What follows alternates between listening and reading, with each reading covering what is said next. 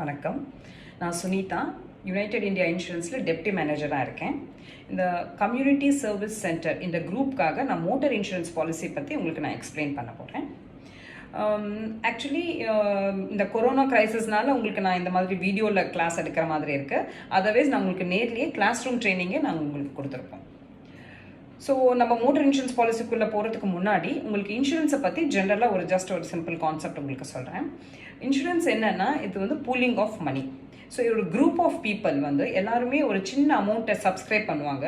Subscribe பண்ணிவிட்டு அந்த குரூப்பில் யாருக்காவது ஒருத்தருக்கு ஒரு மேஜராக ஒரு விபத்து ஆக்சிடென்ட் அந்த மாதிரி ஆச்சுன்னா அந்த அமௌண்ட்டை அவங்களுக்கு யூஸ் ஆகும். ஸோ நம்ம அந்த அந்த ஒருத்தர் வந்து அந்த விபத்தான ஒருத்தர் நம்மளாவே கூட இருக்கலாம். ஸோ இப்போ நம்ம ஒரு சின்ன அமௌண்ட் ப்ரீமியம் கட்டிட்டு அந்த வருஷம் நமக்கு ஆக்சிடென்ட் ஆகலை, நம்ம நினைக்கலாம் ஐயோ நம்ம ப்ரீமியம் கட்டினது வேஸ்ட் ஆகிடுச்சுன்னு அப்படின்னு நினைக்கக்கூடாது. ஒரு சின்ன அமௌண்ட் கட்டுறதுனால உங்களுக்கு வந்து ஒரு பெரிய ஆபத்துலேருந்து உங்களுக்கு ஒரு சேஃப்டி கன்ஃபார்மாக இருக்கும். ஸோ உங்களுக்கு ஒரு கேரண்டி இருக்கும், நம்ம இந்த அமௌண்ட் கட்டிட்டோம்னா நம்ம எந்த ஆபத்து வந்தாலும் நம்ம ஃபேஸ் பண்ணிக்கலாம், இன்சூரன்ஸ் கம்பெனி ஃபேஸ் பண்ணிக்கும் அப்படின்னு சொல்லிட்டு உங்களுக்கு ஒரு சேஃப்டி கான்செப்ட் தான் இந்த இன்சூரன்ஸ். ஸோ இது வந்து 150 இயர்ஸாக 200 இயர்ஸாக நடந்துகிட்டே இருக்குது. எல்லா விதமான இன்சூரன்ஸஸும் இருக்குது. Marine insurance, personal accident insurance, அப்புறம் ஹெல்த், அந்த மாதிரி நிறைய இன்சூரன்ஸ் இதில் இருக்குது.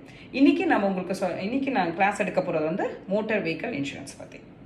ஸோ இப்போ இந்த இன்சூரன்ஸ் இதுக்கு ஃபஸ்ட்டு வந்து கவர்மெண்ட் ஆஃப் இந்தியா என்ன சொல்லியிருக்காங்கன்னா, ரோட்டில் போகிற எல்லா வண்டிங்களுக்குமே கண்டிப்பாக இன்சூரன்ஸ் இருக்கணும். இன்சூரன்ஸ் இல்லைன்னா அது இல்லீகல் அண்ட் அதுக்கு அந்த அந்த வண்டி ஓட்டுறவருக்கு அந்த ஓனருக்கு வந்து கண்டிப்பாக பனிஷ்மெண்ட் இருக்குது. ஸோ இது கம்பல்சரி பண்ணதுனால எல்லாருமே இன்சூரன்ஸ் எடுப்பாங்க. ஸோ உங்ககிட்ட கண்டிப்பாக வண்டி வச்சுருக்கிறவங்க கண்டிப்பாக இன்சூரன்ஸ் எடுத்து தான் ஆகணும். ஸோ அது வந்து ஆக்சுவலி ஒரு நல்ல ஒரு பிஸ்னஸ் தான். மோட்டார் இன்சூரன்ஸ் பாலிசின்றது ஒரு நல்ல பிஸ்னஸ் தான். இப்போ மோட்டார் இன்சூரன்ஸ் பாலிசி வந்து இதில் வந்து 2 விதமான பாலிசி இருக்குது. ஃபர்ஸ்ட் வந்து ஆக்ட் பாலிசி. இந்த ஆக்ட் பாலிசி அதுக்கப்புறம் செகண்ட் வந்து பேக்கேஜ் இன்சூரன்ஸ் பாலிசி. ஸோ இப்போ நான் ஃபர்ஸ்ட் ஆக்ட் இன்சூரன்ஸ் பாலிசி பற்றி உங்களுக்கு நான் சொல்கிறேன். ஆக்ட் இன்சூரன்ஸ் அப்படின்னா act insurance or third party life insurance. இந்த வண்டி இது வந்து கண்டிப்பாக இது கவர்மெண்ட் சொல்கிற மாதிரி இந்த பாலிசியை எல்லா வண்டியும் எடுத்துருக்கணும். இது இல்லாமல் இந்த ஒரு பாலிசி இல்லாமல் ரோட்டில் நீங்கள் வண்டியை எடுக்கவே கூடாது. இப்போ ஃபர்ஸ்ட்டு இந்த பாலிசியில் உங்களுக்கு என்ன கவர் ஆகும் அப்படின்னு நான் உங்களுக்கு எக்ஸ்பிளைன் பண்ணுறேன். இப்போது நம்ம வந்து இந்த வண்டி ஓட்டிட்டு போகிறதுனால நீங்கள் போயிருக்கும் போது தேர்ட் பர்சன், 3வது நபருக்கு ஏதாவது அடிபட்டிருக்கு. இப்போ நீங்கள் வண்டி போகும்போது தெரியாமல் ஒருத்தர் உங்கள் வண்டியை கிராஸ் பண்ணுறாங்கன்னா நீங்கள் அந்த வண்டியை அவங்க மேலே மோதி அவர் விழுந்து இறந்துடுறாரு. இப்போ என்ன ஆகும், போலீஸில் வந்து இந்த வண்டி ஓனர் மேலே கேஸை போடுவாங்க. லைக் இவங்கனால தான் அவர் இறந்தாருன்னு சொல்லிட்டு எஃப்ஐஆர் போடுவாங்க. நாளைக்கு அவர் இறந்து போனவர் அவங்களோட லீகல் ஹேர், அவங்களோட பசங்க இல்லை பேரண்ட்ஸ் வந்து கோர்ட்டில் கேஸ் போடுவாங்க. லைக் இந்த மாதிரி இவர்னால தான் இந்த மாதிரி ஒரு விபத்தாயிருக்கு, அவர் இறந்துட்டாரு, ஸோ எங்களுக்கு நஷ்ட ஈடு கொடுக்கணும் 20 lakhs. இப்போ அவர் சும்மா யங்காக இருந்தார், ஒரு 35 இயர்ஸாக இருந்தாருன்னு வச்சுக்கோங்க. 35 இயர்ஸ்னா இன்னும் ஒரு 25 இயர்ஸ் அவர் வேலை செஞ்சிருப்பாரு, அவங்க ஃபேமிலிக்கு அவங்க ஒரு லாஸ். ஸோ இதுக்கு ஒன்னொன்றுத்துக்கு ஒரு தொகையை வச்சு ஜட்ஜு வந்து அவார்ட் பாஸ் பண்ணுவாங்க, இந்த மாதிரி 20 lakhs கட்டணும் அப்படின்னு சொல்லிட்டு. ஸோ இப்போ இந்த வண்டியோட ஓனர் வந்து இன்சூரன்ஸ் எடுத்திருந்தாருன்னா அவர் வந்து அந்த ஃபுல் அந்த கோர்ட்டை வந்து நோட்டீஸ் யூஷுவலாக அனுப்புவாங்க. ஸோ அந்த அட்வொகேட்டை ஜட்ஜ் என்ன அமௌண்ட் சொல்கிறாரோ அட்வொகேட் அப்பாயிண்ட் பண்ணிவிட்டு அந்த அமௌண்ட் கட்டுறதுலேருந்து எல்லா டீலிங்ஸும் இன்சூரன்ஸ் கம்பெனி பார்த்துக்கும்.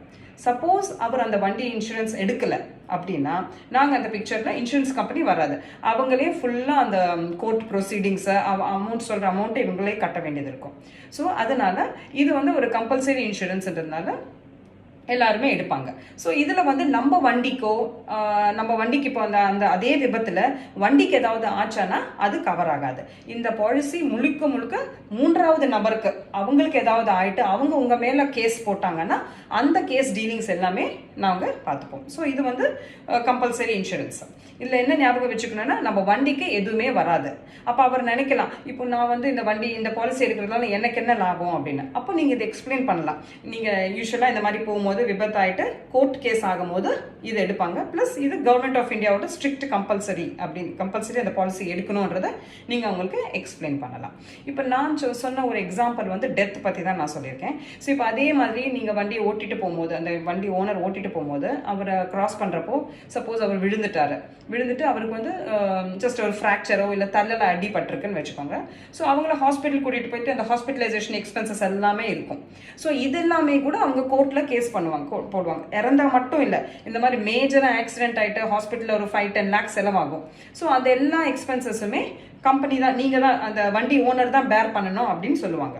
ஸோ அவர் ஒரு பாலிசி எடுத்திருந்தாருன்னா, ஜஸ்ட் ஒரு இன்சூரன்ஸ் பாலிசி எடுத்திருந்தாருன்னா 1,500 கொடுத்து எடுத்திருந்தா அதோட ஃபுல் டீலிங்ஸ் நாங்கள் பார்த்துப்போம். யூஸ்வலாக இந்த டெத் ஆயிடுச்சுன்னா அமௌண்ட் வந்து ரொம்ப ஜாஸ்தியாக இருக்கும். 25 lakhs 30 lakhs கூட வரும். அந்த அளவுக்கு அமௌண்ட் கூட பே பண்ண வேண்டியது வரும். ஸோ இதனால தான் கண்டிப்பாக அந்த தேர்ட் பார்ட்டி இன்சூரன்ஸ் மஸ்ட்னு கவர்மெண்ட்டும் சொல்லியிருக்காங்க. அண்ட் இதோட பெனிஃபிட்ஸ் வந்து இதுதான். ஸோ ஃபர்ஸ்ட் இப்போ ஆக்ட் இன்சூரன்ஸ் பாலிசி பார்த்துட்டோம். இப்போ நெக்ஸ்ட் வந்து பேக்கேஜ் இன்சூரன்ஸ் பாலிசி. இப்போ இந்த பேக்கேஜ் இன்சூரன்ஸ் பாலிசியில் என்னன்னா, நம்ம வந்து இப்போ நான் சொன்ன மாதிரி ஃபர்ஸ்ட் பாலிசியில் நம்ம வண்டிக்கு எதுவுமே கவர் ஆகாது. இதில் இந்த பேக்கேஜில் என்னன்னா, அந்த ஃபர்ஸ்ட் ஒன்னும் கவர் ஆகும். அதாவது ஆக்டும், அது ஒரு 2 போர்ஷனாக பிரிக்கலாம். ஃபர்ஸ்ட் ஆக்டும் கவர் ஆகும், at the same time own டேமேஜும் கவர் ஆகும். ஸோ ஓன் டேமேஜ் அப்படின்னா நம்ம வண்டிக்கு ஏதாவது ஆச்சு, அதே ஆக்சிடென்ட்டை வச்சுக்கோங்க எக்ஸாம்பிள். அதே ஆக்சிடென்ட்ல அந்த வண்டி விழுந்துடுச்சு, அப்போ அந்த ஃபுல்லாக டேங்க் உடஞ்சிருக்கும், அந்த ஹேண்டில் பார் எல்லாமே உடஞ்சிருந்ததுன்னா இப்போ அதை வந்து ரீப்ளேஸ் பண்ணுறதுக்காக நம்ம ரிப்பேர் எக்ஸ்பென்சஸ் எல்லாம் இருக்கும்.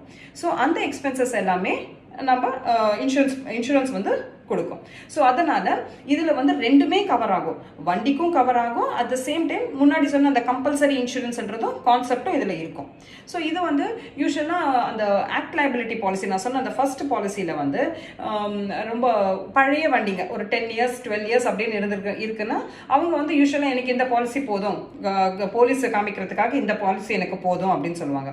ஆனால் அதே இந்த ரெண்டாவது பாலிசி நான் சொன்ன இந்த பேக்கேஜ் இன்சூரன்ஸ் பாலிசியில் என்னன்னா, இந்த புது வண்டிங்க up to 5 years 7 years 10 years வந்து அவங்களுக்கு புதுசு நிறைய ஓட்டுவாங்க, நிறைய ஆக்சிடென்ட் ஆகிறதுக்கும் அப்புறம் ரிப்பேர் எக்ஸ்பென்சஸும் ஜாஸ்தி இருக்கும். ஸோ அவங்க எல்லாருமே இந்த செகண்ட் பாலிசி கண்டிப்பாக எடுப்பாங்க. ஸோ இந்த செகண்ட் பாலிசியில் வந்து என்னென்ன கவர், நம்ம வண்டிக்கு என்னென்ன கவர் ஆகும் அப்படின்னா, ஏதாவது தானாகவே ஃபயர் ஆகிடுச்சு, இல்லை வேறு யாராவது ஃபயர் போட்டுட்டாங்க அப்படின்னா அது கவர் ஆகும். அதுக்கப்புறம் தெஃப்ட், வண்டி திருட்டு போச்சு அப்படின்னா அதுவும் கவர் ஆகும். அப்புறம் எனி ரோடு ஆக்சிடென்ட், நீங்கள் வண்டியில் போகும்போது எந்த ஆக்சிடென்ட் ஆனாலுமே அது வந்து கவர் ஆகும். ஸோ இந்த காம்ப்ரிஹென்சிவ் பாலிசியில் ரெண்டுமே கவர் ஆகும். இப்போ அந்த மோட்டர் இன்சூரன்ஸ் பாலிசி பற்றி நான் உங்களுக்கு இவ்வளோ நேரம் எக்ஸ்பிளைன் பண்ணியிருக்கேன். இப்போ அந்த பாலிசிக்குள்ள இன்னொரு கான்செப்ட் இருக்குது, அது வந்து compulsory PA cover, that is compulsory personal accident cover. இதில் என்ன கவர் ஆகும்னா, இப்போ அந்த வண்டி ஓனர் வந்து அவரே அந்த வண்டியை ஓட்டிட்டு போகும்போது விபத்தாயிட்டு ஆக்சிடென்ட் ஆகிட்டு அவரே ஏதாவது ஆக்சிடென்ட் பண்ணிட்டு விழுந்துட்டாருன்னு வச்சுக்கோங்க. அப்புறம் அந்த ஆக்சிடென்ட்ல அவர் இறந்துடுறாருன்னா 15 lakhs அமௌண்ட் வந்து அந்த அவரோட லீகல் ஹேருக்கு, அதாவது அவர் ஒய்ஃப்க்கு பசங்களுக்கு அவங்களுக்கு 15 lakhs அமௌண்ட் வரைக்கும் கொடுக்குறோம்.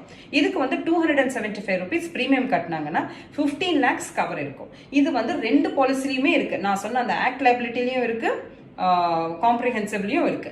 இது வந்து கண்டிப்பாக எடுத்து தான் ஆகணும். இதுவும் கவர்மெண்டோட ரூல், கம்பல்சரி எடுத்து தான் ஆகணும். இதுக்கு என்ன வேணும்னா, அந்த வண்டி ஓனருக்கு வந்து கண்டிப்பாக டிரைவிங் லைசன்ஸ் இருக்கணும். டிரைவிங் லைசன்ஸ் இருந்ததுன்னா அந்த பாலிசியை அவர் எடுத்து தான் ஆகணும். எனக்கு வேண்டாம் இந்த பாலிசி, நான் இன்னொரு பாலிசி எடுத்திருக்கேன்னு சொல்லியிருக்கலாம். பட் இருந்தாலுமே இதை நீ டிரைவிங் லைசன்ஸ் இருந்தால் கண்டிப்பாக அந்த பாலிசி அவர் எடுத்து தான் ஆகணும். இப்போ சில பேர் வந்து அந்த வண்டி வந்து அவங்க ஒய்ஃப் பேரில் இருக்கலாம், லேடிஸ் பேரில் இருக்கலாம், பெரிய லாரியெல்லாம் இருக்கும், அது வந்து அவங்க ஒய்ஃபோ இல்லை அம்மா பேர்லயும் எடுத்துக்கலாம். ஸோ இப்போ அவங்களுக்கு அந்த வண்டிக்கு லைசன்ஸ் இருக்காது. ஸோ அந்த லைசன்ஸ் இல்லைன்னா அந்த பாலிசி, அந்த கவர் வராது. அந்த பாலிசி அவங்க 275 rupees எக்ஸ்ட்ராவும் கட்ட வேண்டாம். ஆனால் அந்த வண்டி ஓனருக்கு வந்து லைசன்ஸ் இருந்ததுன்னா அந்த 275 rupees கட்டினார்னா 15 lakhs வரைக்கும் அவருக்கு கவர் ஆகும். இதில் வந்து வெறும் டெத் இல்லை. இப்போ சப்போஸ் அந்த ஆக்சிடென்ட்ல அவருக்கு கை காலை பெர்மனெண்ட்டாக உடையுது அப்படின்னு சொன்னால் 15 lakhs 50% கொடுப்பாங்க, அதாவது 7,50,000. ஸோ அது வந்து ஸ்லாப் மாதிரி இருக்கு. இப்போ ஒரு கை போயிடுச்சுன்னா அதுக்கு ஒரு பர்சன்டேஜ் அந்த மாதிரி. ஸோ இது கண்டிப்பாக இதை எடுத்து தான் ஆகணும். இது ரெண்டுத்துலேயுமே இருக்கு. அப்புறம் இதே மாதிரி இன்னொரு கான்செப்ட் இருக்கு. இப்போ இது வந்து நில் டெப் அப்படின்னு சொல்லிட்டு ஒரு கான்செப்ட் இருக்கு, நில் டெப்ரிசியேஷன். இப்போ அந்த வண்டி வந்து நான் சொன்ன மாதிரி வண்டி போகும்போது ஓன் டேமேஜில் ஆக்சிடென்ட் ஆகும்போது நிறைய பார்ட் உடஞ்சிருக்கும். இந்த பார்ட்ஸ் உடைக்கிறப்போ அந்த ரிப்பேர் பண்ணுறதுக்கு போகும்போது நிறைய பார்ட்ஸுமே ரீப்ளேஸ் பண்ண வேண்டியது இருக்கும். சில பார்ட் வந்து ரிப்பேர் பண்ண முடியும், சிலது வந்து ரீப்ளேஸ்னால் மாற்ற வேண்டியதாக இருக்கும். இப்போ அந்த ஒரு வண்டியோட டேங்க் உடஞ்சி போயிருக்குன்னு வச்சுக்கோங்க, அந்த 2-wheeler டேங்க் உடஞ்சிருச்சு, அப்போது காரோட டோர் உடஞ்சிருக்கு அப்படின்னு சொன்னால் அந்த பார்ட் அப்படியே நம்ம மாற்றணும். மாற்றும் போது என்ன ஆகுதுன்னா, இப்போ 4 வருஷம் வண்டி இருக்குன்னு வச்சுக்கோங்க. இப்போ இந்த 2 வீலர் வந்து 4 இயர்ஸ் வெஹிக்கிள் வண்டி, அப்போ அது வந்து தேய்மானம் ஆயிருக்கும். ஸோ இப்போ அந்த அந்த அந்த டேங்கை மாற்றிட்டு உங்களுக்கு புது டேங்க் கொடுக்க முடியாது. ஸோ அந்த 4 வருஷம் ஆனதுக்கு தேய்மானம் இருக்கும். இப்போ உங்களுக்கு அந்த டேங்க் மாற்றணும்னா 10,000 rupees ஆகுதுன்னா உங்களுக்கு அதில் 40% கம்மி பண்ணிட்டு 6,000 rupees தான் நான் உங்களுக்கு கொடுப்போம். ஸோ உங்களுக்கு லாஸ் ஆகுது. 10,000 rupees 10,000 rupees நீங்கள் கட்ட வேண்டியதில்லை, நாங்கள் உங்களுக்கு 6,000 தான் கொடுப்போம். அது ஏன்னா உங்கள் வண்டி வந்து புது டேங்க் உங்களுக்கு மாற்றுறதுனால உங்களுக்கு அதில் பெனிஃபிட் ஆகுது. அந்த பெனிஃபிட் ஆகக்கூடாதுன்னு சொல்லிட்டு தான் உங்களுக்கு கரெக்டாக தேய்மானத்தை ரெடியூஸ் பண்ணிட்டு, டெப்ரிசியேஷன் அதுதான் டெப்ரிசியேஷன் ரெடியூஸ் பண்ணிட்டு உங்களுக்கு 6,000 கொடுக்கும்.